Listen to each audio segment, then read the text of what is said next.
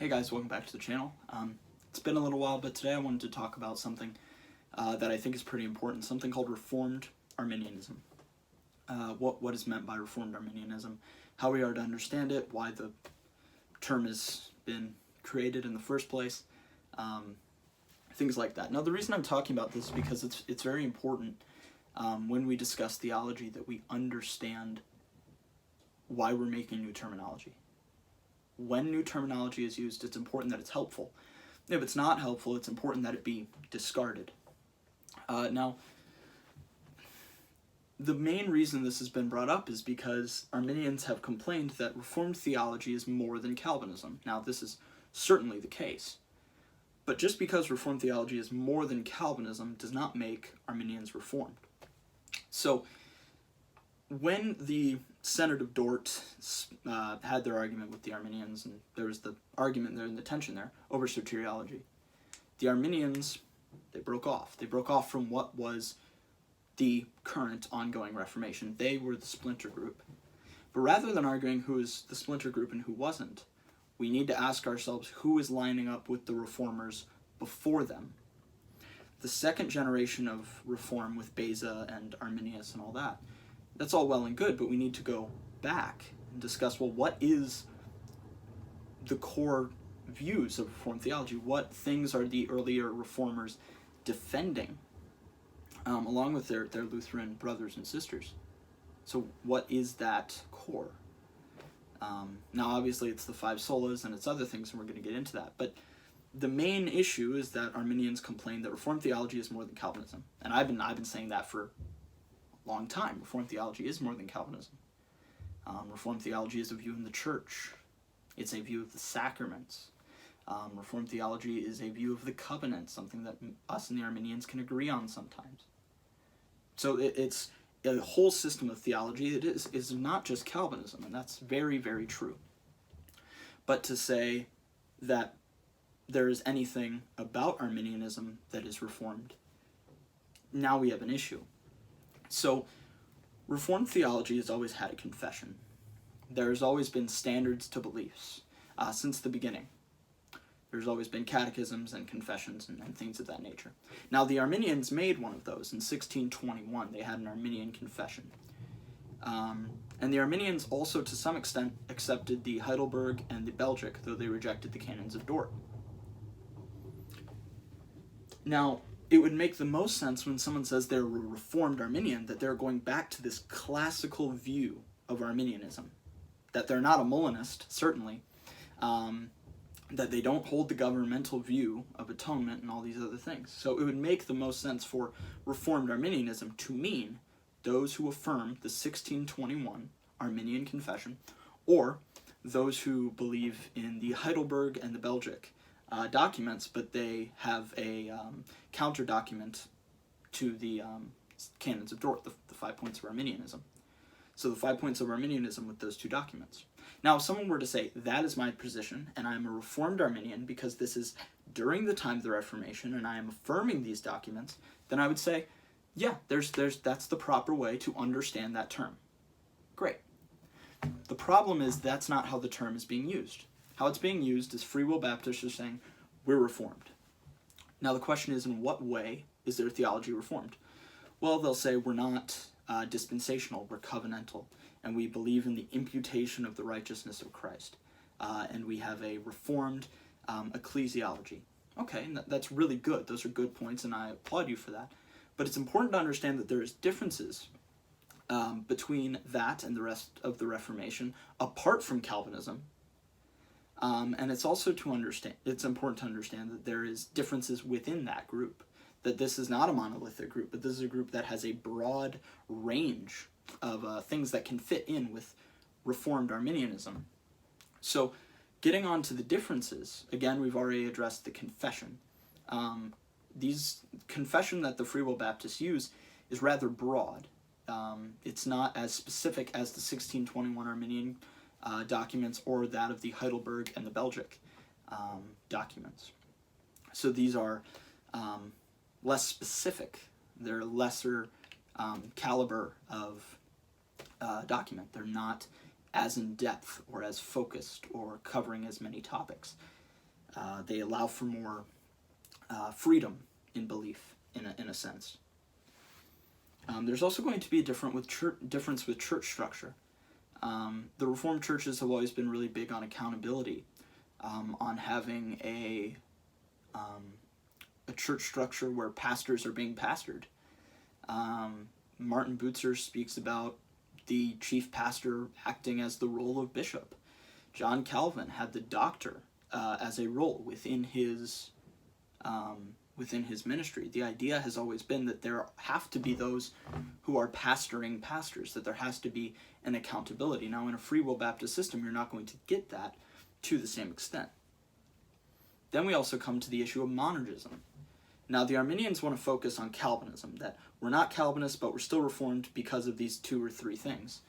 And that doesn't add up because they're not monergist. Now, monergism, as it is historically defined, the term being coined by the Lutherans, means God alone acts in redemption. Now, the Lutherans and the Calvinists can argue about how we understand perseverance and how we understand irresistible grace. That's fine. We can have that argument on a different day. But the point is, in redemption, it is God's doing and God's alone. It is monergistic.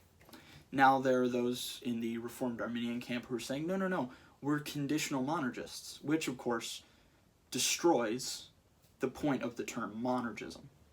Now, one could even say that a Calvinist is a conditional monergist because they actually make the choice to have faith. Now, the reason that they're not conditional is because having that faith is certain. There's no argument whether they will or won't have faith. They will. So, because it is certain, there is no synergism. But the Arminian has no certainty. There is no certainty in God's call. There is no monergism in God's call. There is prevenient grace, where God frees the Spirit.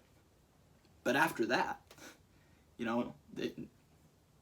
no monergism. Man is the sovereign in that scenario. There is no monergism. There is only synergism. Now, there is a monergism in Lutheran theology, but to claim that there is a conditional monergism destroys the idea of monergism. And we'll get back to that later, and why I believe that term exists, and why some of the people I've heard have put that term forward. And now we get to the sacraments. Well, we're talking about free will Baptists who are claiming to be Reformed. And one of the things that's very important to the Reformed individuals is our view of the sacraments. And our view of the sacraments comes from our view of the covenant. And when you don't have sacraments at all, when you have ordinances, when you have nice symbols, things that are good to do but not necessary for the Christian walk, it is very hard to call yourself Reformed, because the rituals of the church are entirely different. What we believe about them is entirely different. Now, Martin Bucer talks about this. He talks about, how baptism saves us, how it washes us, how it incorporates us into Christ. And similar language is paralleled in the Westminster Confession, however, to a somewhat lesser degree. He also talks about how our children are holy, that baptism is to be given to our children because of the covenant. And the reason I point to Bucer is because he's part of that first generation of the Reformation. Part of those people who are laying out the foundation of what it means to be Reformed, what it means to be a consistent Protestant in the Reformed tradition. He's laying the groundwork for that, and he's making it clear baptism is efficacious, and it applies to your children. That is very important to the early Reformers. And in Reformed Arminianism, it's completely thrown away. The name Free Will Baptist destroys 2 things. Monergism and the sacraments, which are at what? The heart of the Reformed faith. If you don't have monergism and you don't have the sacraments, your understanding of the covenant is also different. Not being a dispensationalist does not make you in line with the Reformed view of the covenant if all the application from that view of the covenant is completely different.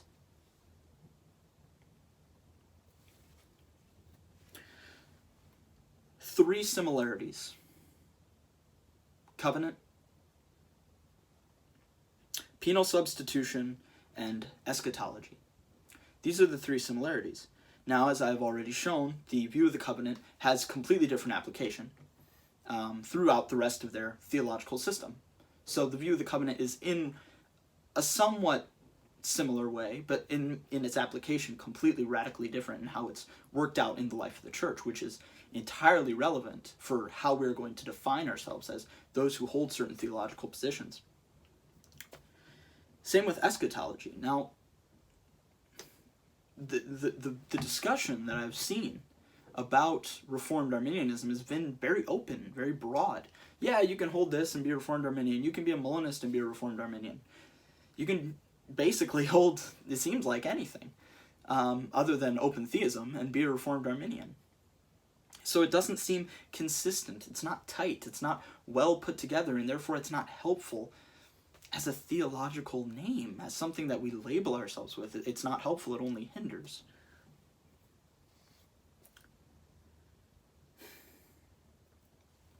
Why use it?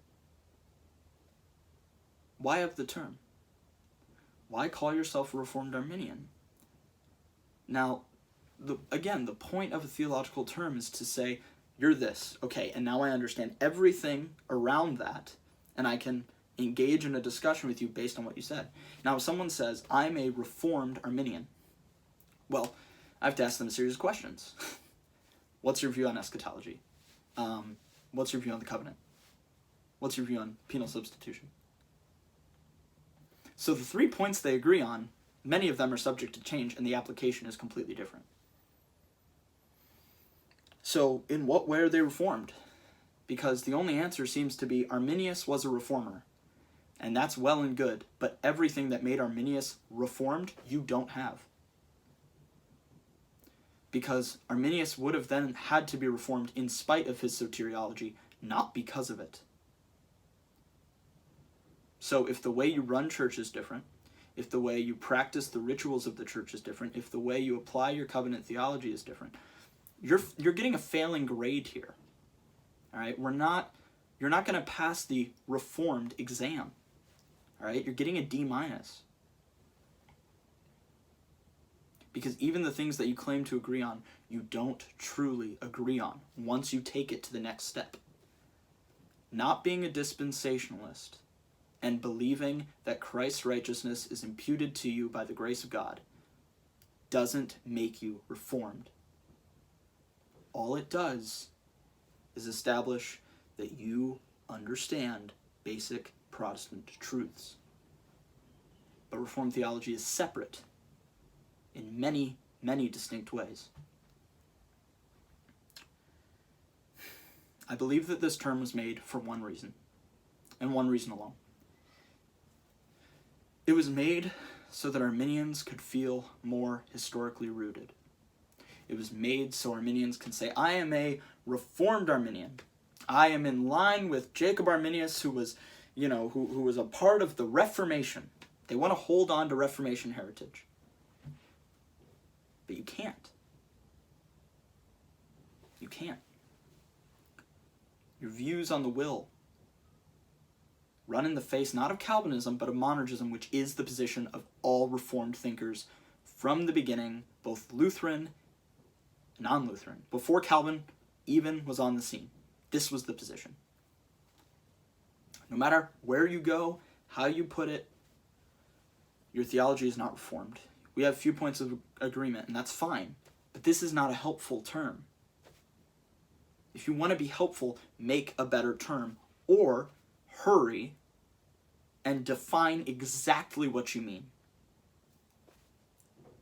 I don't think there's any way to call yourself Reformed Arminian without affirming the Belgic and the Heidelberg and the 5 points of Arminianism, or without affirming the 1621 Arminian Confession.